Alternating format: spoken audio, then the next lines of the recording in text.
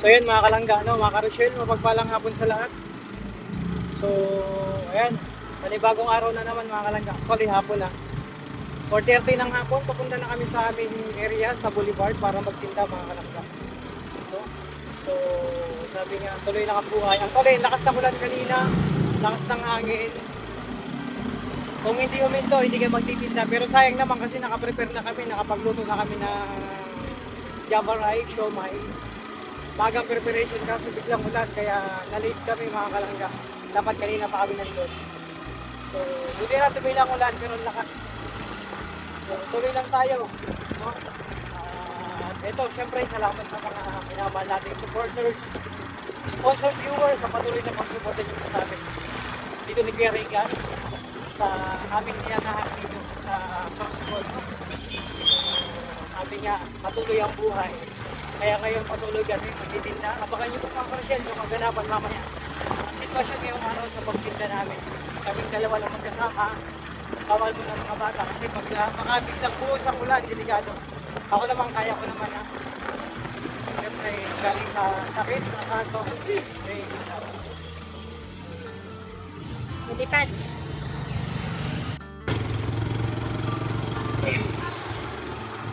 So yun, may nalaglag. Ayan mga kalangga, tuloy lang tayo. So yun, tingnan yung sitwasyon sa sentro. Dito.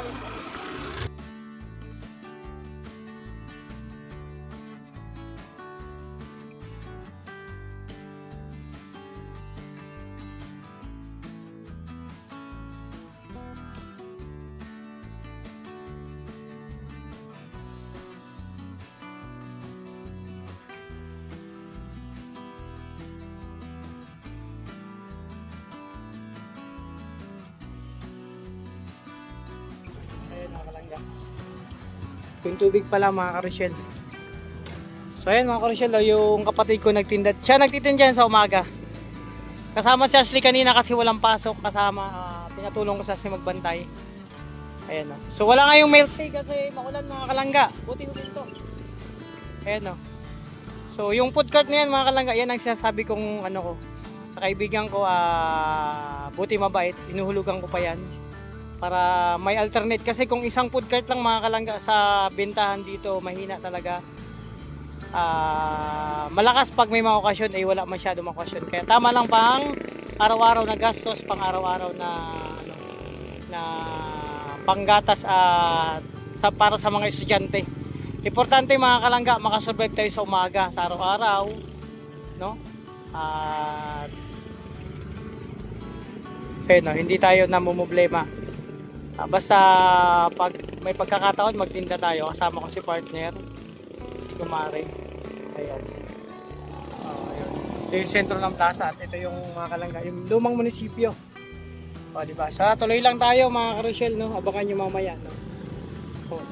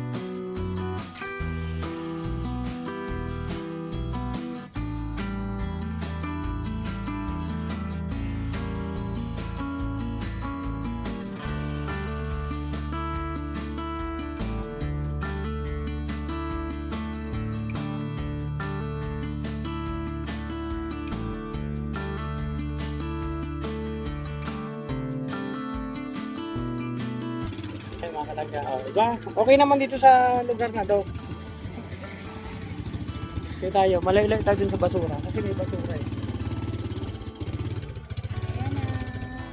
Bodyboard. Dagat. Okay na, dun lang mga gusto. Hindi lang kung magtinda dito. Tagiti na. So ayan mga kalangga, ito yung dun dyan lagi sumisikat ang araw, ay lumulubog ang araw. Kita nyo, anong kapal ng ano, makulimlim, tingnan yung langit, di ba? O, di ba? Yun ang mahirap pag bumagsak na naman. Nako, yari. Parte doon, maulap, tingnan yung sitwasyon namin dito. Ayan o, tindahan natin. Nag-improve na yan. Kasi kulang pa sa budget. Mali kasi pagkagawa itong yung kumpare ko. Ewan ko kung bakit ganitong ginawa ng pagkabubong. Wala tayong magagawa dyan. Design niya yan, pero babaguhin ko yun mga kalangga kasi mali yan para sa akin. Sige, ayusin natin. Ayan mga kalangga, ito yung sitwasyon dito. Di ba makulimlim ang panahon? So ayan, mag-ayos lang kayo mga kalangga, prepare lang kami. Prepare lang kami, mga Karishel. Ayan mga Karishel, mag-prepare lang kami, no? Cover lang.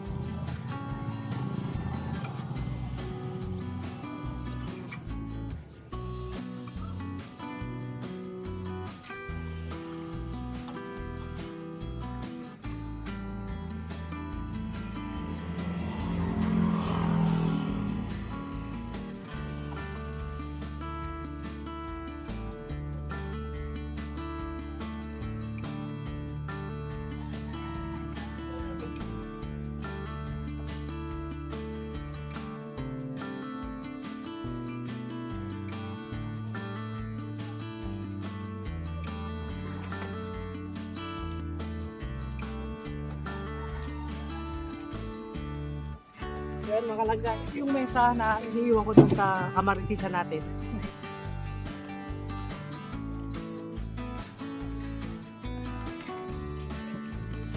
Kailangan may mesa dito. Nako, naambon. Sana hindi pula.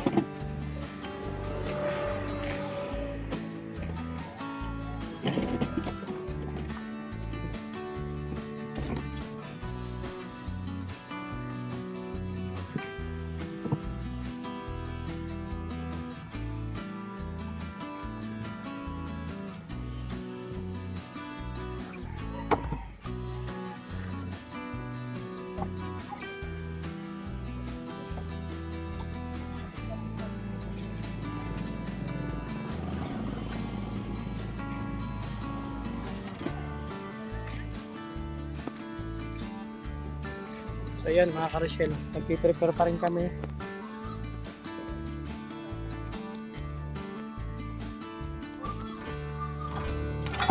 Ito naman upuan na bili namin sa Shopee. Pwedeng dalhin to sa mga magpipiknik, di ba? Or ano lang to? Portable na upuan.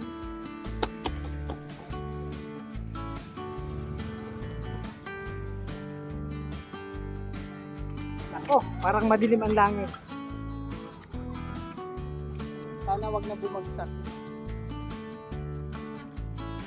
Kasi parang to yung ano na naman kami nito. Ito yung sisiw, ay basang sisiw.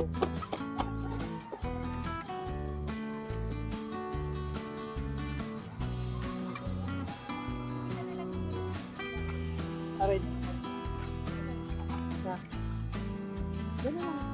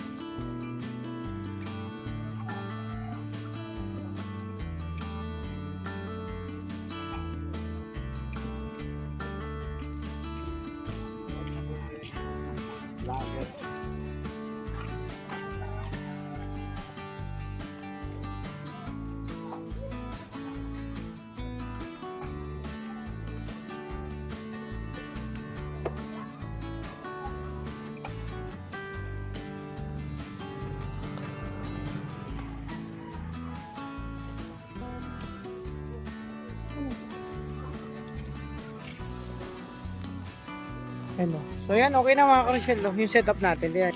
Ayan. Kulang pa yun ng upuan, tsaka yung mesa, maliit lang. Akala namin yan sa Shopee malaki. Ganyan lang pala, pero mas malaki dyan. Tapos isa din dito. Tapos ayan, simple lang yan mga kalangga. Diba? Sabi nga, simplihan lang natin ang buhay. Pero rock. Kapag simple lang ang buhay mo, pero masaya ka, enjoy ka na dyan. Diba? Importante, ano tayo. Nag-enjoy sa ginagawa natin. Diba? Diyan muna kayo, abangan nyo pa yung karutong tong aming vlog. So maraming salamat sa inyo. Suporta sa amin. So yun no. Ganda ng ano. Ayan. Pero nakita nyo, medyo grabe. Medyo parang ano pandangit, madilim. Actually pag ganitong oras, mainit dito, sobrang init. Kaso, syempre makulimlim at galing ng malakas ng ulan. Kaya walang masyado nagtinda dun si ate, nagtinda oh. Maraming hindi nagtinda ngayon, mga katabi namin. Kami lang nagsubok kasi luto ng ating Java rice. Marami kaming nilutong Java rice. Naubos naman to mga kalangga oh. Punong-puno yan, 2 kilong bigas yan. Diba? So, yun kayo. At antabayahan natin yung mga katupay itong mga vlog natin ngayong araw. So, maraming salamat. Kita-kits mamaya. So, ayan mga ka-Rochelle, may binamano tayo. Palamig. Yan ang binamanong benta ngayong araw. 2 magbarkada. Kanina pa yung nakatambay dyan. Oh. Mga suki natin yan. Estudyante. So, may mga sukit na tayo dito ng mga bumabalik, mga pang-ulam, tapos pag kasama ang tropa, tumatambay dito. No? So, palamig sila. Binamano, sana mabenta tayo ngayon. Mga kalagta. Ayun sila. Diba? Nahihiya pa yung isa. Diba? Mamaya abangan natin, no? Na may mga, ano pa tayo, ibang customer pa. Bawal mo ng bata ngayon kasi baka biglang ulan, mga kalagta. Sitwasyon dito walang masyadong tao pero may kunting benta naman po mga kalangga. So konti lang ang ano dito kasi actually umaambon-ambon na. Kunti lang ang tao pero kahit papaano may benta naman kami kanina. Ayun pumapatak na ang ulan mga kalangga. So ito yung sitwasyon namin. Mahina ang benta pag ganito talagang maulan. Wala ka mga nagtitinda dyan, no? Sila ate, ayan, wala. Tapos dito sa kabila. Si kuya galing sa sentro, lumipat dito. Wala daw tao doon. So dito nagbaka sakali. Yan, may customer tayo mga ka-Rochelle. Kanina may benta na kayo mga kumain. At isang mesa dito, binalik ko na mga kalangga doon sa pinag-iwanan ko kay ate. Maricel, shoutout sa kanya, sa kabaitan niya. Kasi doon ako nag-iwan ng, ng gamit. Minsan, mesa, upuan. Mga kalangga. Ito yung sitwasyon namin. May benta naman. Mabenta yung Java rice namin. Sa mga kumakain may nagtitake out, mga kalangga. Ay sila. Salamat kahit paano may kunting benta. So wala sa plano magano kami kanina kasi maulan nga. Pero sayang. Pahinto-hinto ang ulan yun. Umaambon na naman, lumalakas. Maya-maya nito. Pag lumakas, balik na kami. Uwi na kami. Okay na yun kahit paano. Nag-try lang. Ay! Sir, ay! Ang ganda. Ang sexy niya. O dabi, parang si ano lang si Calib lang. Ayan, may customer kayo mga kalangga. Kanina hindi na ako nakabalag kanina, na-busy ako. May mga kumain sa amin. Buti na lang kaming dalawa lang, hindi kumari kasi pag maulan, mahirap dito. No. So ayan, ito yung sitwasyon namin mga ka-Rochelle dito sa Boulevard ng Bulan, Sorsogon. Zone 2, Bulan, Sorsogon mga kalangga. So, ang isda bukas kasi konti lang. Yung may mga ilaw nakita yung mga kalangga, mga mangingisda po yan. Konti lang naglaot to kasi mahangin, maalon. Rochelle, hanggang dito lang muna aking vlog. Siguro, tama na to, pwede na. No? At magpapasalamat na ako sa lahat ng minamahal nating supporters, sponsor viewers sa patuloy na pagsuporta sa amin. Support pa rin natin sana lahat ng mga charity, lalo yung charity work namin. Roboys at Rogers sa lahat, especially sa Maglangga. Thank you so much sa support. So yan, bye-bye po muna. Maraming salamat sa tiwala sa amin. God bless po, ingat po kayo. So yun mga kalangga, abang hindi pa malakas ang ulan, maglikpit na tayo. Kasi yun nga, pabuhos na to. Lumalakas na po. Buti lang kahit pa paano may konting benta, pwede na yan. Pang almusal bukas, tapos pang ulam, pwede na. Wala namang pasok bukas mga kalangga. Ganito talaga yung pinaka worst day pag maulan. Lahat mga nagtitinda, konti lang kita. Pero wala man tayong magagawa dyan, di ba? Kasi panahon yan, wala tayong magagawa. Sa weather, di ba? Kailangan lang enjoy lang natin. Oh.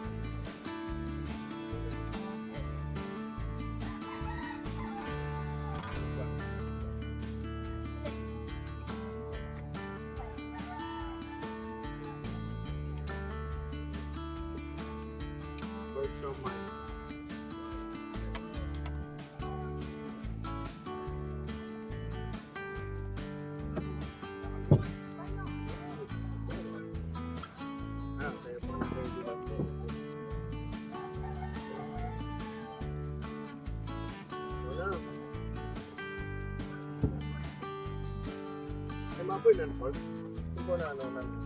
Magkakaroon sa akin.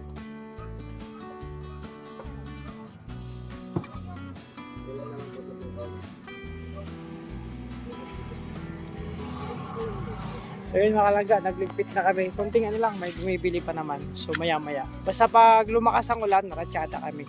Alis kami. Naka-prepare lang. Kasi mahirap, nakaraan basang-basa na naman tayo. Kaagaling ko lang, bawal magpaulan ng magpaulan. Sabi nga, tuloy lang ang buhay. Tuloy lang sa hamon ng buhay, di ba?